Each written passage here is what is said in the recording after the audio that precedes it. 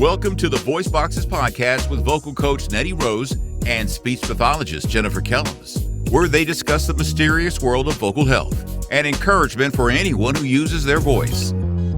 Welcome to the Voice Boxes. I'm Nettie Rose. I'm Jennifer Kellums. And today we're talking about vocal hygiene and how we can have good health with a voice.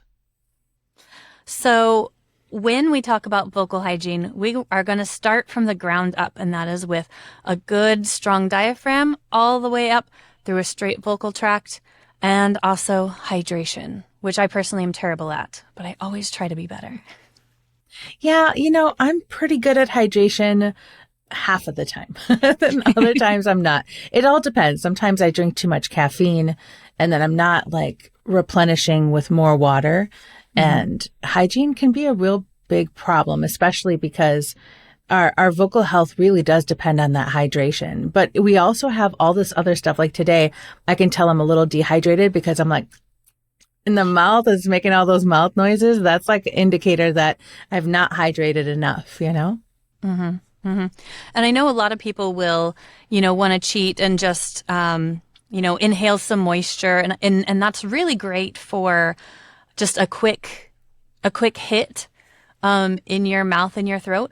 But first and foremost, those liquids, the steam is hitting your vocal cords, but when you're drinking water, it's not going to your vocal cords and hydrating your vocal cords. It goes into your bloodstream, and that in turn hydrates your entire body, including the mucous membrane around your vocal cords.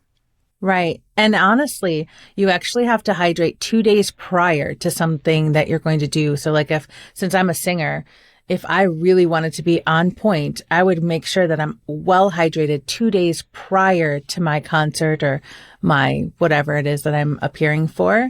Yeah. And most people don't realize that. They try to do that in even the same day. So you got to give your body time to make sure that it really absorbs everything that you possibly can when you're consuming the water. And you also need to do additives in the water. So some people use sea salt.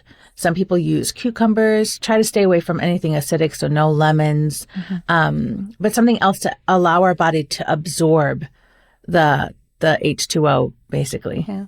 Have you tried those IV, they're liquid IV additives that you, they say it'll be 3 times the hydration. Have you tried any of that? No, I have not. I've just kind of gone with the go-to. So either fruit and sea salt is what I've usually done. There are those powder packets, the electrolytes and all that stuff. I've not tried it myself yet.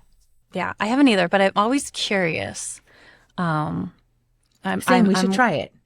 We should make that happen. I'm prone to rehydrating with a Pedialyte after a night of needing to rehydrate. Yeah, that works. I usually use watermelon juice and coconut water, not simultaneously usually, because the coconut water absorbs better because it's not just plain water. And same thing with the watermelon juice. I really like that, but it's so expensive.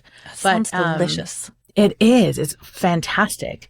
So I try to use those. If you use other fruit juices, they can actually dehydrate you. Gatorade actually can dehydrate you. So stay away from those types of supposed hydration and stick with the electrolytes.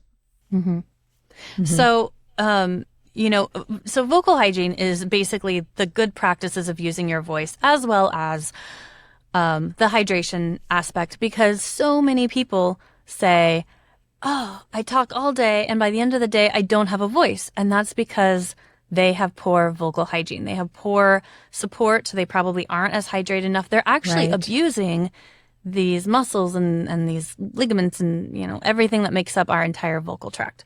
So if you are noticing that you're losing your voice, or it changes at the end of the day, there's probably something that you're not doing correctly to abuse your voice. So we talked about hydration. Let's talk a little bit about just the support, the system.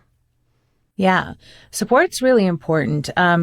there are times where we can kind of get a little lazy and we're just kind of like slumped over, and that can really cause more of a problem of utilizing our voice, because we really need to make sure the structure is lined up on top of one another. So having like, kind of like your pelvic bone underneath you, where you're sitting on it a little bit more so, instead of forward or backward, and making sure that your abdominal wall is nice and supported by slightly tightening, but allowing the breath to happen naturally. So we don't want to tighten so much that our body is not allowing itself to actually take that nice deep inhalation.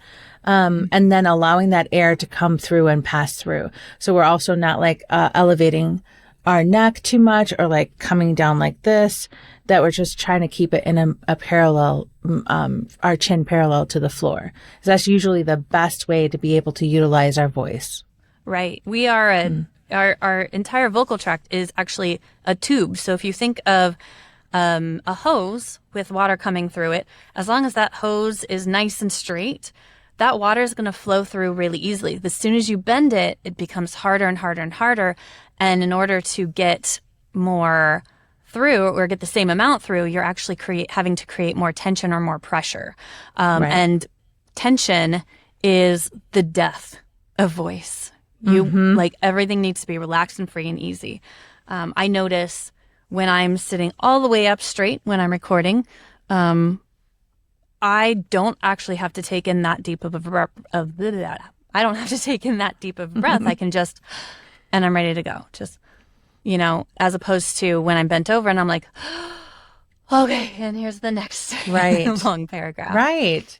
Because when you're slumped over, you're actually putting resistance in the wrong way, and we're not allowing ourselves to actually take that deep breath.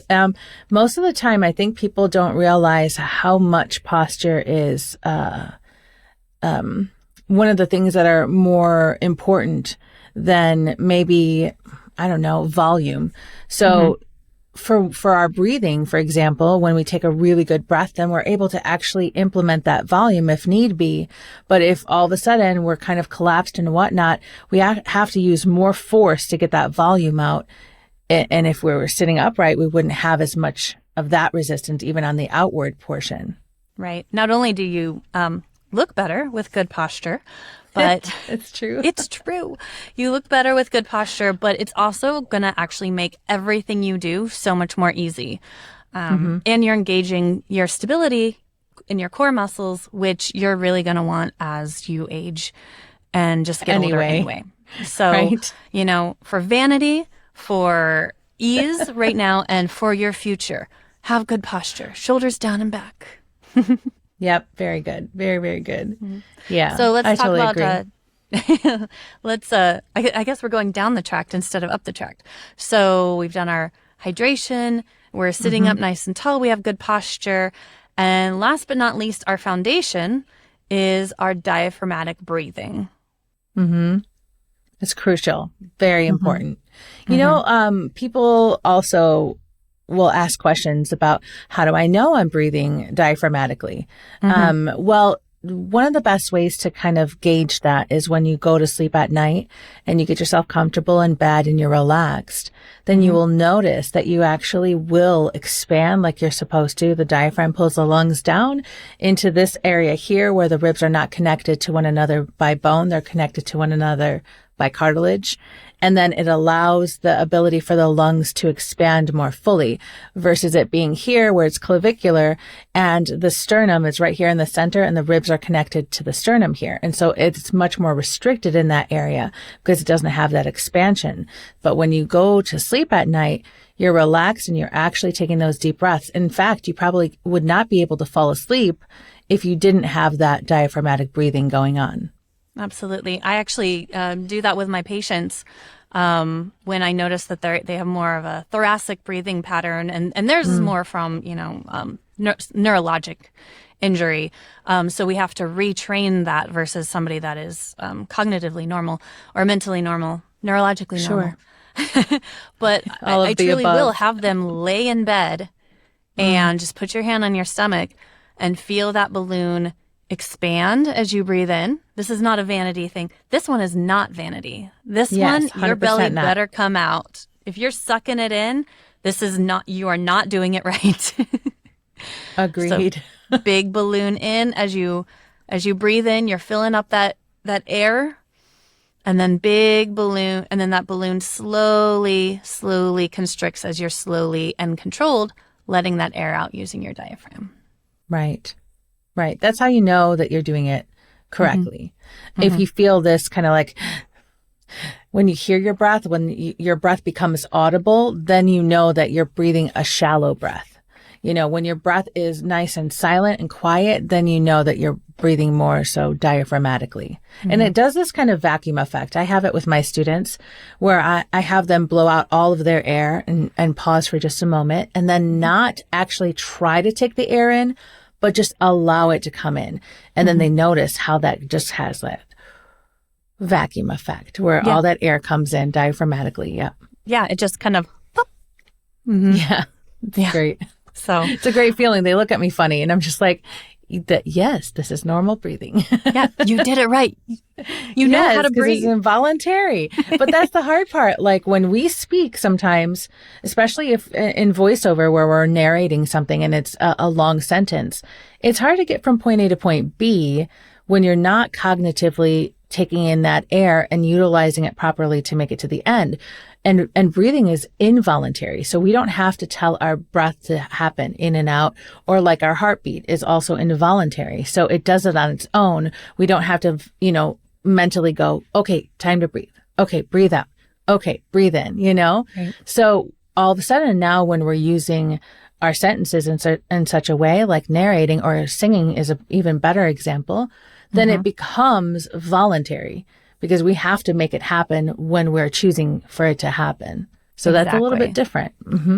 Exactly. And it can be rough. I mean, there are some long sentences and there are no natural pauses. And I know there's long natural phrases in singing too.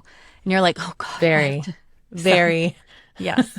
So it does take some training too. Absolutely. What are some exercises that you have taught your students to practice engaging the diaphragm or maybe elongating it so they're not feeling so exhausted? Yeah. To get them more used to the fact that your capacity should be a certain amount, and then to be able to utilize that air in a slow and steady way. So I like them to do that breath example that I gave you where they blow out their air and then take a natural breath in, and then they can use an S or an oo on a particular note, and then they sustain that for quite a long period of time. And as they sustain that, they're trying to make it out to, like, let's say maybe a 10 count. And then eventually I'll have them do it again and make it to a 12 count and a 14 count. And then and so on and so forth, see if they can get to like a 30 count even, to kind of like get that mindset of being able to utilize the air that they just took in to be able to make it as long as possible, which is not normal. You want to blow out your air and breathe back in and blow out your air and breathe back in versus it being like, okay, now I got to like hold this posture of this inhalation and then slowly allow the air to exhale out. Yeah. Right. It's also great meditation too. You're already in bed practicing this diaphragmatic breath, but then you can also turn it into a meditation. So I'm going to inhale for 3, hold it for 2, and then exhale for 5, and slow and controlled. Yeah, they do something called like the box breathing, where you can inhale for 4 counts, you can hold for 4 counts, exhale for 4 counts, and then pause for 4 counts, and do it over and over and over again, kind of like creating a box. Right. Sometimes I don't prefer that one. I don't like to pause for too long. I like my pauses to not be quite as lengthy as my inhalation because I already know how to breathe very well. So I'm holding that stuff in and I'm just like, okay.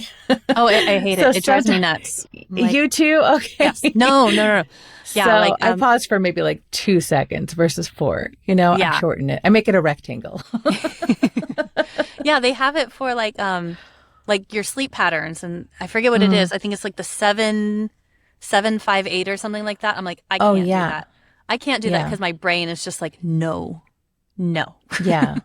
I have to make sure my inhalation's short. Yeah. I mean, not short. My inhalation's not as purposeful.